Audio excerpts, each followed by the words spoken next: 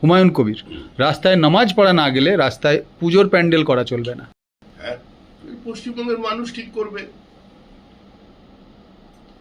যে আকবর বাবর হুমায়ুনরা যে কাজ 300 400 500 বছর আগে করে গিয়েছিল আবার নতুন করে পশ্চিমবঙ্গে দুর্গাপুজো বন্ধ তারা করে দেবে। আমার মনে হয় না বিষয়টা এমন সহজ। পাবলিক কিন্তু ছাড়বে না, খুব রেগে আছে, আর সবকিছু নিয়ন্ত্রণ রাজ্য সরকার করতে পারবে না, বিপদে পড়বে সবাই। হুমায়ুন কবির আজকে বলেছেন যে যারা গোমাংস খান তারা সেটা দীর্ঘ কয়েক দশক ধরে, কয়েক শতক ধরে খেয়ে আসছেন, তাদের অধিকার, তিনি রাস্তায় নামবেন, আন্দোলন করবেন এটা নিয়ে অধিকার রক্ষার্থে। আমরা কি করতে পারি? তারা তাদের কাজ করবে, গণতান্ত্রিক দেশ। কেউ যদি বলে আমি মূলো খাবো, খাবে। কেউ যদি বলে আমি গোমাংস খাবো, খাবে। আমি আটকাবো কি করে? জোর করে তো বন্ধ করা যায়। কেউ যদি বলে আমি শুয়োরের মাংস খাবো, প্রকাশ্যে খাবো, খাবে। আপনাদের সরকার স্লটার হাউসগুলো বন্ধ করার যে নোটিফিকেশন দিয়েছে, বেআইনি স্লটার হাউস চলবে। দাদা, অভিষেক বন্দ্যোপাধ্যায় যা হবার তা হবে, যা হবার তা পশ্চিমবঙ্গের ভালোর জন্য হবে। ঘোষণা সর্বস্ব সরকার হবে না, খেলা মেলা উৎসবের সরকার হবে না। যে সরকার হবে হয়েছে সেটা ইতিবাচক দিক নিয়ে হবে। এই সরকার পশ্চিমবঙ্গবাসীর সরকার, এই সরকার পশ্চিমবঙ্গ রাজ্য সরকার হয়ে কাজ করবে। এই ভুলই তো কংগ্রেস করেছিল। এই বিভাজনের রাজনীতির মধ্যে দিয়েই তো ভারতবর্ষের সর্বনাশ হয়েছিল। যদি 1937 সালে কংগ্রেস বন্দে মাতরমকে খণ্ডিত না করতো তাহলে ভারতবর্ষ ভাগ হতো না। নেতাজি সুভাষচন্দ্র বসু বন্দে মাতরমের এই খণ্ডনের পক্ষে ছিলেন না। তিনি রমানন্দ চট্টোপাধ্যায়কে চিঠি লিখে পর্যন্ত বলেছিলেন যে কবিগুরুকে বলুন গান্ধীজির সঙ্গে কথা বলতে, আমি একমাত্র বাঙালি কর্মসমিতিতে। বন্দে মাতরমের ভাগ্যে কি আছে আমার জানা নেই। সুভাষচন্দ্র বসুকে যদি কংগ্রেস না তাড়িয়ে দিত তাহলে উনি সেদিন দাঁড়িয়ে বলতে পারতেন যে আমি জাতি তত্ত্বে বিশ্বাস করি না, আমি একটাই দেশ চাই, তাহলে দেশটা টুকরো হতো না।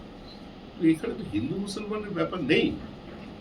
নিজামের বিরুদ্ধে যখন আন্দোলন শুরু করে, আজকে হায়দ্রাবাদের ছাত্ররা এবং বিভিন্ন কলেজে যখন কংগ্রেসেরই দ্বারা হয়ে যারা আন্দোলন করতেন তারাও তো বন্দে মাতরম ধ্বনি দিয়েছে।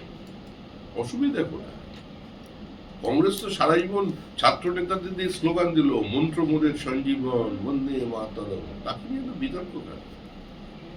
হুমায়ুন কবির, রাস্তায় নামাজ পড়া না গেলে রাস্তায় পুজোর প্যান্ডেল করা চলবে না। হ্যাঁ, পশ্চিমবঙ্গের মানুষ ঠিক করবে যে আকবর বাবর হুমায়ুনরা যে কাজ 300 400 500 বছর আগে করে গিয়েছিল আবার নতুন করে পশ্চিমবঙ্গে দুর্গাপুজো বন্ধ তারা করে দেবে।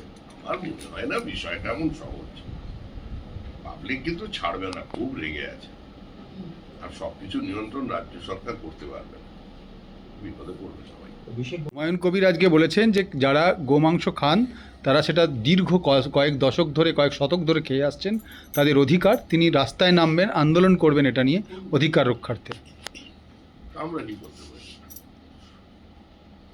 তারা তাদের কাজ করবে, গণতান্ত্রিক দেশ। কেউ যদি বলে আমি মূলো খাবো, খাবে। কেউ যদি বলে আমি গোমাংস খাবো, খাবে। আমি আটকাবো কি করে? জোর করে তো বন্ধ করা যায়। কেউ যদি বলে আমি শুয়োরের মাংস খাবো, প্রকাশ্যে খাবো, খাবে।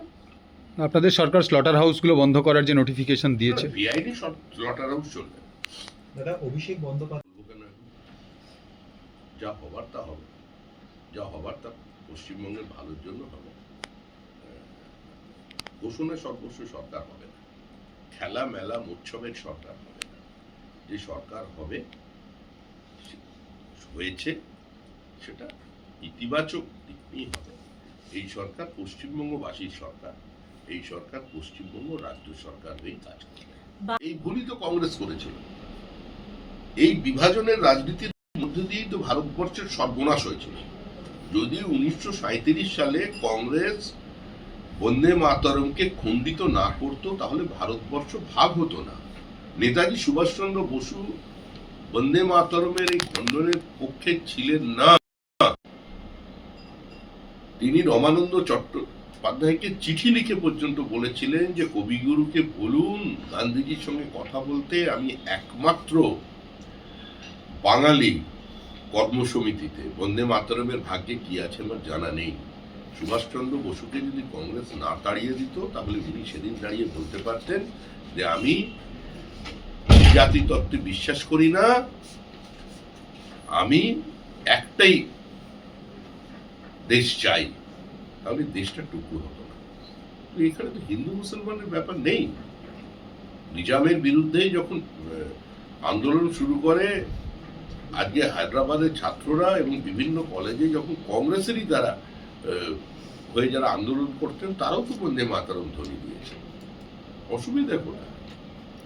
কংগ্রেস তো সারা জীবন ছাত্র নেতাদের দিয়ে স্লোগান দিল, মন্ত্র মোদের সঞ্জীবন, বন্দে মাতরম, তাকে নিয়ে তো বিতর্ক কেন?